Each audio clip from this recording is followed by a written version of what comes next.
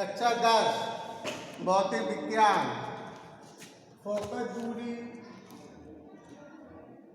व वक्ता त्रिज्या में संबंध, यानी कि चौदह संबंध। फोकस दूरी है बराबर r/2, f बराबर r/2। तो f बराबर r/2 का निगमन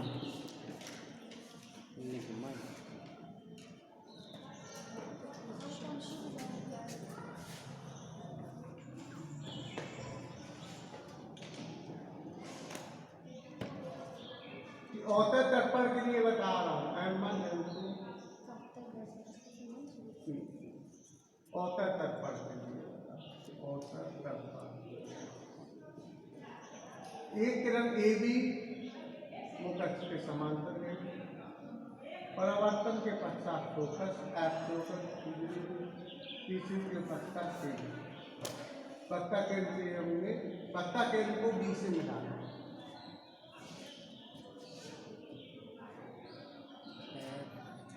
तो इसमें जो किरण ए बी है वो मुख्य अक्ष के समांतर है।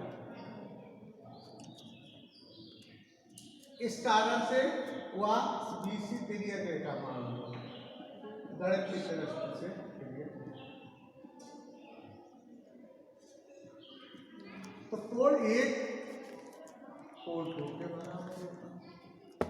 क्यों? एकांतर कोण प्रकाश के परावर्तन के नियम से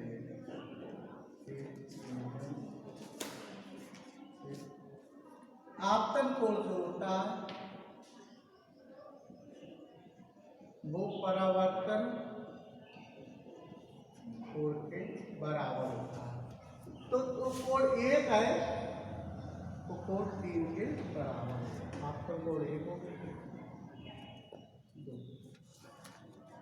क्योंकि वक्ता केंद्र को अगर हम आपतन बिंदु से मिला देते हैं, वक्ता केंद्र को आपतन बिंदु से मिला अवलंब बन जाता, अवलंब कहलाता। वक्ता केंद्र को आपतन बिंदु से मिला क्योंकि अवलंब होता है, इसलिए ये आपतन कोण हो गया। ये बराबर एक बराबर कोण 3 हो गया। समझिए एक व 2 से एक अलग हो जाए, कोण 2 बराबर कोण 3। कोण 2 3 के बराबर हो गया। तो त्रिभुज ECF समद्विबाहु त्रिभुज होगा। तो CF जो होगा तो BF के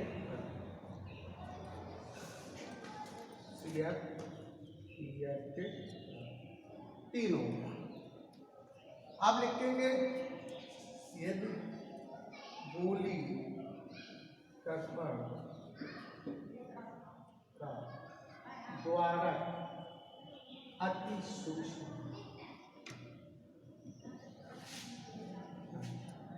तो यहाँ पर बी बिंदु जो होगा पी पर स्थित माना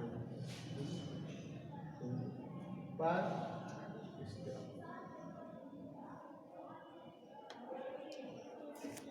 तो इस स्थिति में CF PF के बराबर होगा 4। अब समीकरण 3 व 4 से CF बराबर BF, CF बराबर PF, तो यहाँ पर BF जो होगा वो PF के, CF किसके बराबर होगा? PF के। यानी कि देखिए आपके यहाँ CP वक्ता कहते दूरी तक की दूरी वक्ता त्रिज्या और फोकस से दूरी तक की दूरी फोकस दूरी होगी। तो BF और PF फोकस दूरी F होगा, तो BF PF हो गया और PF F। अब यहां पर हम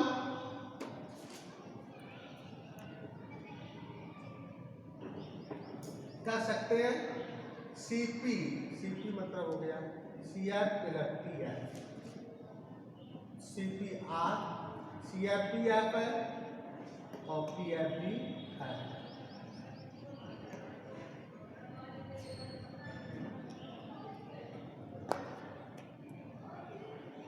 क्या कर सकते CF बराबर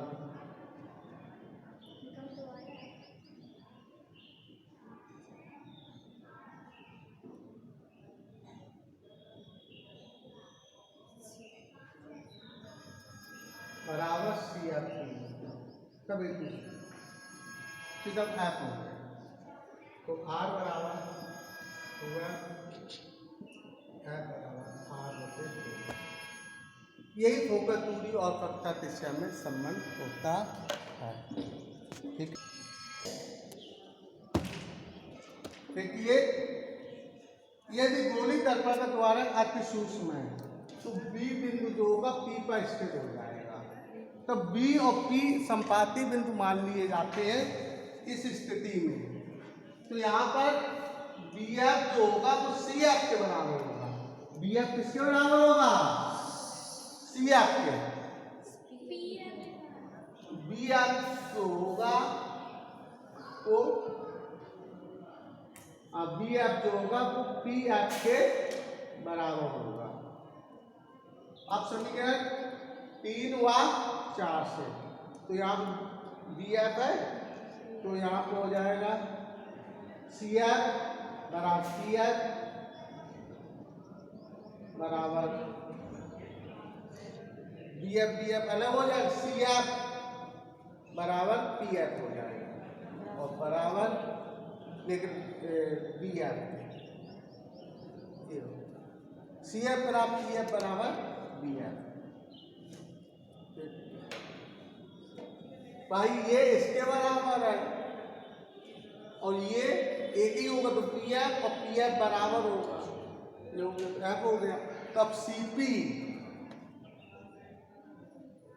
मतलब क्या? CF प्लस PF, तो CP 72 तिरछी होती 73 R हो गया और ये FF आ रहा है, ये भी आता है तो ये भी आता है, 2F बराबर होते, तो ये फोकस टू पक्षता तिरछा में संबंध होता है। ठीक है, देखिए UVF में हम संबंध का चित्र बनवा चुके हैं, इसका चित्र बहुत भी जरूरी है। एक बार मैं फिर बता रहा हूँ औसत दर्पण के लिए। देखिए ये है एक वस्तु AB है, ये मुख अक्ष के समांतर जाएगी किरण, परावर्तक फोकस से होकर जाएगी, उसी कक्षा केंद्र से जाएगी, उसी मार्ग से बाहर इस तरीके से A1 B1 होता है, ये ध्रुव माना जाता है। यहाँ से अवलंब जाएंगे। फिर औसत दर्पण के लिए हो गया। उत्तर दर्पण के लिए इस तरीके से उत्तर दर्पण है,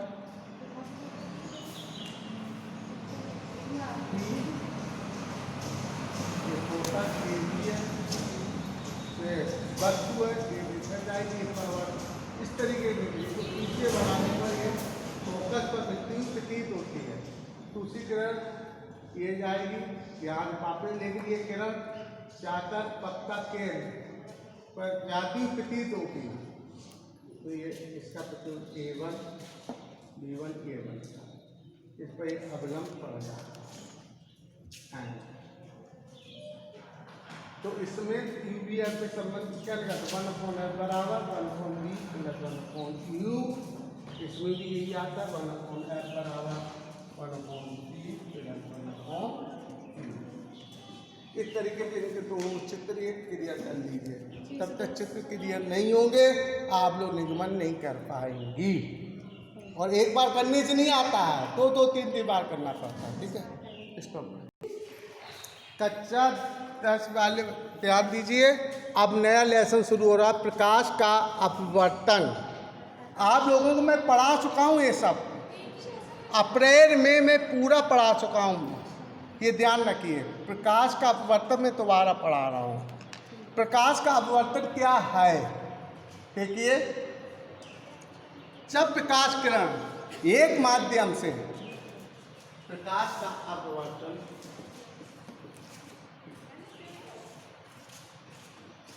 जब प्रकाश किरण एक माध्यम से दूसरे माध्यम में प्रवेश करती है तो वो किरण अपने मार्ग से विचलित हो जाती है। वो किरण क्या हो जाती है? अपने मार्ग से विचलित हो जाती है। इस विचलन को ही प्रकाश का अपवर्तन कहते हैं। फिर मैं बता रहा हूँ, जब प्रकाश किरण एक माध्यम से दूसरे माध्यम में प्रवेश करती है तो अपवर्तन के पश्चात अपने मार्ग से विचलित हो जाती है। इस विचलन को ही प्रकाश का अपवर्तन कहते हैं। अब जब प्रकाश किरण ये अगर विलयन माध्यम से सदन माध्यम में प्रवेश कर रही है तो ये अवलंब की ओर झुक जाएगी। क्या हो जाएगी? अवलंब की ओर झुक जाएगी। विलयन से सदन में प्रवेश कर रही है। इसका उल्टा, अगर प्रकाश किरण सदन से विलयन में प्रवेश कर रही है, ये सदन है, अगर ये विलयन है तो अगर सदन से विलयन में प्रवेश कर रही है तो प्रकाश किरण अब अपवर्तन के पश्चात अवलंब से दूर हट जाएगी, यानी अवलंब से दूर हो जाएगी। ये ध्यान रखना। तो प्रकाश के अपवर्तन का अप्रैल में लिखा हुआ, फिर लिख लीजिए आप लोग लिखना। सब प्रकाश किरण एक माध्यम से दूसरे माध्यम में प्रवेश करती है तो अपने मार्ग से विचलित हो जाती है। इस विचलन को ही प्रकाश का अपवर्तन कहते हैं।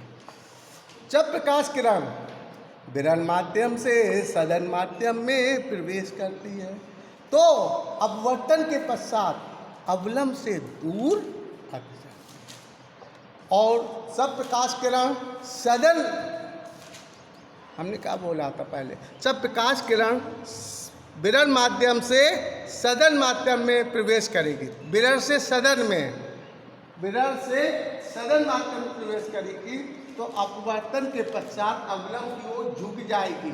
और जब प्रकाश किरण सदन माध्यम से विलयन माध्यम में प्रवेश करेगी तो अपवर्तन के पश्चात प्रकाश किरण अवलंब से दूर हट जाएगी, दूर हट जाएगी। इसे ही प्रकाश का अपवर्तन कहते हैं।